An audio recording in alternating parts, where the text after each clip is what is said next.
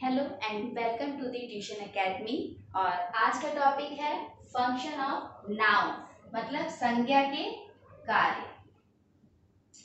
अब देखिए इसे कितने टाइप्स में डिवाइड किया गया है। तो फर्स्ट है इसका सब्जेक्ट ऑफ अ वर्ब। क्या होता है ये सब्जेक्ट ऑफ अ वर्ब? कि मतलब सब्जेक्ट ऑफ अ वर्ब को हिंदी में कहते हैं कर्म का कर्ता या क्रिया का कर्ता, सॉरी क्रिया का कर्ता। इसका मतलब होता है क्रिया का कर्ता, सब्जेक्ट ऑफ अ वर्ब। मतलब कि काम को करने वाले को ही सब्जेक्ट ऑफ अ वर्ब कहते हैं। मतलब सेंटेंस में जो भी क्रिया हो रही है, जो भी काम हो रहा है, उसको जो भी नाउन कर रहा है उसे हम सब्जेक्ट ऑफ अ वर्ब कहते हैं। इसकी डेफिनेशन देखते हैं। A subject of a verb is that which performs the action या verb, और it is also known as nominative और subjective case। मतलब कि एक सब्जेक्ट ऑफ अ वर्ब क्या होता है? जो which performs the action, मतलब कि काम को जो नाउन कर रहा है उसे ही हम सब्जेक्ट ऑफ अ वर्ब कहते हैं, और इसे नॉमिनेटिव और सब्जेक्टिव केस भी कहा जाता है। इसके एग्जाम्पल देखेंगे, जैसे Rekha was drawing in the room. इसमें काम क्या हो रहा है? ड्रॉइंग। ड्रॉइंग का काम हो रहा है। इसमें कौन कर रहा है? रेखा। तो रेखा ये क्या हो जाएगी हमारी? सब्जेक्ट। इसे हम और क्या बोल सकते हैं? सब्जेक्टिव केस और नॉमिनेटिव केस। ठीक है। अब नेक्स्ट एग्जांपल है सोनू इज ड्रिंकिंग वाटर। काम क्या हो रहा है? ड्रिंकिंग। ठीक है। और कौन कर रहा है? सोनू। सोनू ये काम कर रहा है, इसका मतलब सोनू क्या है? सब्जेक्ट ऑफ अ वर्ब है। ठीक है। अब आगे हम देखते हैं ऑब्जेक्ट ऑफ अ वर्ब क्या होता है। तो object of a verb basically वो होते हैं जिसपे क्रिया का प्रभाव पड़ रहा होता है। मतलब कि जब हम कोई काम कर रहे हैं या कोई थर्ड पर्सन है या कोई भी व्यक्ति, कोई भी नाउन अगर कोई काम कर रहा है और उससे कोई तीसरी चीज इफेक्ट हो रही है, किसी तीसरी चीज पर इफेक्ट पड़ रहा है, मतलब वो या तो उसकी मूवमेंट मूव हो रही है, या तो वो एक जगह से दूसरी जगह जा रही है, या घट रही है, या बढ़ रही है, खराब हो रही है, अच्छी हो रही है, मतलब कि उस पर कुछ ना कुछ प्रभाव पड़ रहा है, तो उसे ही हम ऑब्जेक्ट ऑफ अ वर्ब कहेंगे। आइए पहले हम इसकी डेफिनेशन देखते हैं, फिर हम इसे एग्जाम्पल से समझेंगे। The noun which receive the effect of verb, मतलब जो क्रिया के इफेक्ट को रिसीव करती है या क्रिया का प्रभाव पड़ता है उसे क्या कहते हैं? Called object of a verb. इसका और एक नाम है, it is also known as objective case. ठीक है। अब इसे एग्जाम्पल से समझेंगे। Ritesh gave me a shirt. Ritesh gave me a shirt. तो इसमें काम हो रहा है गेव का। ठीक है। वर्ब को कर कौन रहा है? रितेश कर रहा है, तो ये हमारा क्या है? सब्जेक्ट ऑफ है। किसे दे रहा है? मी को। ठीक है। लेकिन अब इनके लेन देन में जो ये शर्ट है ये क्या हो रही है? पहले ये रितेश के पास थी, अब ये मी के पास आ गई है। तो प्रभाव किसका पड़ा? इस देने का प्रभाव किस पे पड़ा? रितेश ने दिया, क्या दिया? शर्ट दिया। तो ये शर्ट हमारा क्या है? ऑब्जेक्ट ऑफ अ वर्ब है। ठीक है। नेक्स्ट एग्जांपल देखेंगे, he brings a cup of T. अब देखिए, ब्रिंग्स देने का काम हो रहा है। ठीक है। कर कौन रहा है? ही कर रहा है। ठीक है। तो ये क्या है हमारा? सब्जेक्ट ऑफ अ वर्ब है। अब ये क्या कर रहा है? एक कप ऑफ टी दे रहा है। अब इसके काम करने से क्या हो रहा है? ये जो चाय का कप है उसमें इफेक्ट पड़ रहा है। He brings a cup of T. ये टी हमारा क्या है? ऑब्जेक्ट ऑफ अ वर्ब है। नेक्स्ट हम देखेंगे ऑब्जेक्ट ऑफ अ प्रीपोजिशन। अब क्या होता है? तो मेनली प्रीपोजिशन का मतलब होता है जो संबंध सूचक वाक्य होते हैं, मतलब एक नाउन से दूसरे नाउन को जो संबंध बताता है, या मतलब कि वो किस स्थान पे है ये बताता है, स्थिति बताता है, या फिर संबंध बताता है। नॉर्मली हम कहते हैं संबंध बताता है, तो उसे ही हम प्रीपोजिशन कहते हैं। ठीक है, when preposition is used before a noun, मतलब कि एक नाउन से पहले जब क्या आए, प्रीपोजिशन आए, तो उसे हम क्या कहेंगे, ऑब्जेक्ट ऑफ अ प्रीपोजिशन कहेंगे। ऑब्जेक्ट ऑफ अ प्रीपोजिशन कहेंगे। आइए इसका एग्जाम्पल देखते हैं। जैसे pen is on the table, pen कहाँ पर है, ऑन द टेबल, ये हमें मिल गया प्रीपोजिशन। अब प्रीपोजिशन क्या कह रहा है कि नाउन से पहले, तो नाउन यहाँ पर क्या है, टेबल है, टेबल से पहले हमें प्रीपोजिशन मिल गया, तो ये टेबल हमारा क्या हुआ, object of a preposition. Next example देखेंगे, ही came with a horse.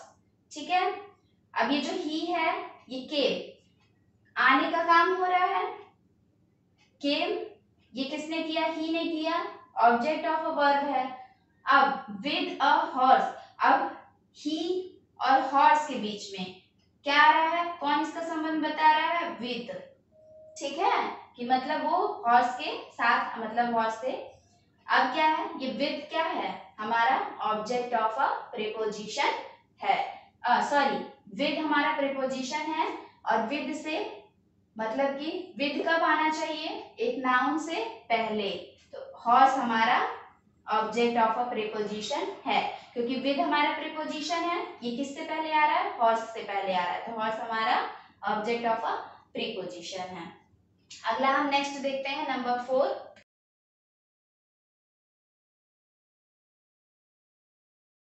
4 number is complement of a verb. ये क्या होता है, a noun that completes the meaning of a sentence is called complement of a verb, मतलब कि जो एक sentence को कंप्लीट करता है। कैसे, जैसे एग्जांपल इसका देखेंगे, his sister was a dentist, ये हमारे पास कंप्लीट सेंटेंस है कि उसकी बहन क्या थी, एक डेंटिस्ट थी। Her brother is a famous editor, इसमें भी ये सेंटेंस कंप्लीट है, क्यों, क्योंकि पूरी इंफॉर्मेशन इसमें दी गई है कि उसका जो भाई है वो क्या है, एक फेमस एडिटर है। ठीक है, तो जो भी नाउन कंप्लीट करती है किसको, मीनिंग ऑफ सेंटेंस को, उसे हम कॉम्प्लीमेंट ऑफ अ वर्ब कहते हैं। तो इसमें कौन सा है complement of a verb, dentist और एडिटर। कि अगर हिज सिस्टर, उसकी बहन के बारे में कुछ कहा जा रहा है, क्या कहा जा रहा है कि वो डेंटिस्ट थी, और हर ब्रदर, उसके भाई के बारे में कुछ कहा जा रहा है, क्या कहा जा रहा है कि वो एक फेमस एडिटर है। ठीक है, नेक्स्ट है पोजेसिंग अ नाउन। ये क्या है, ये बेसिकली किसी से रिलेशन बताने के लिए यूज होता है, या फिर कोई अधिकार वाली चीजें। जैसे पहले हम इसका डेफिनेशन देखेंगे, a noun which shows the relation and authority of a person, क्या करे, जो रिलेशन बताए या अथॉरिटी बताए। जैसे टीनास कार इज ब्लैक, अब कार ब्लैक है, लेकिन किसकी कार ब्लैक है, टीना की, है ना। इसमें कार पे किसका अधिकार है, टीना का, कि वो टीना की कार है। जैसे अगर बोला जाए मेरा भाई, मेरी बहन, ठीक है, तो इस तरह की जितनी चीजें होती हैं, सिंपली इसकी पहचान होती है, इसमें अपॉस्ट्रोफी एस लगा हुआ मिलता है। ठीक है, मतलब टीनास कार इज ब्लैक, टीना की कार ब्लैक है, तो इसमें जो टीनास है वो क्या है, पोजेसिंग अ नाउन है।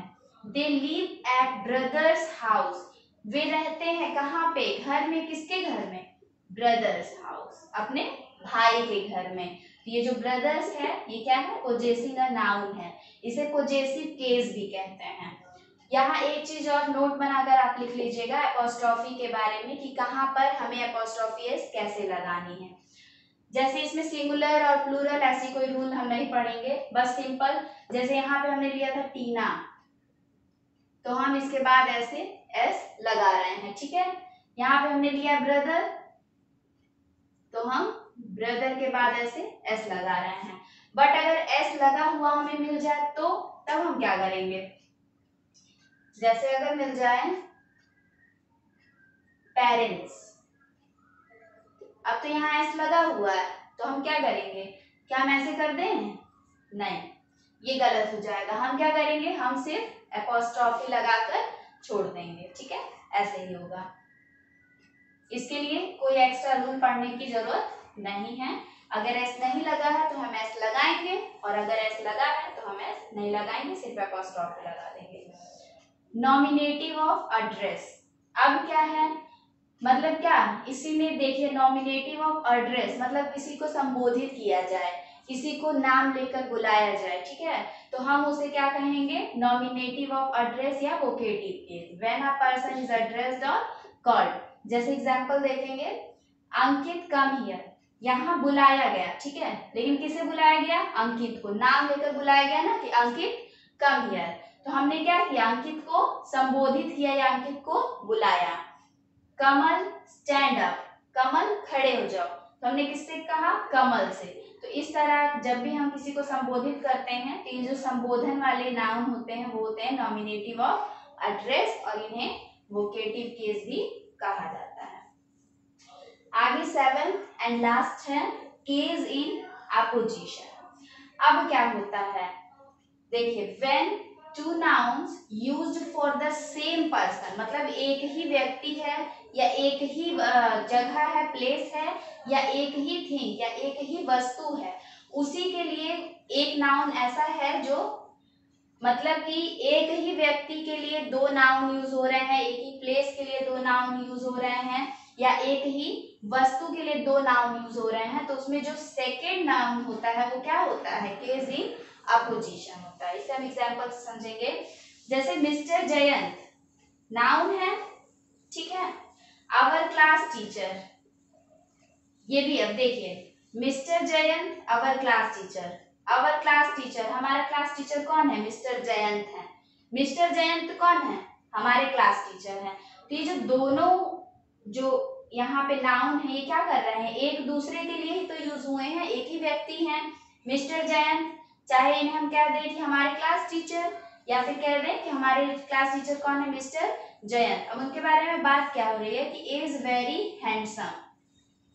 अब ये क्या दो लोगों के बारे में बात हो रही है, नहीं, एक ही, किसके बारे में, मिस्टर जयंत। तो ये जो दूसरा वाला सेंटेंस, जो दूसरा वाला नाउन है, ये क्या है, second noun is case in opposition. ये सेकेंड वाला नाउन अवर क्लास टीचर हमारा क्या है, केस इन अपोजिशन है।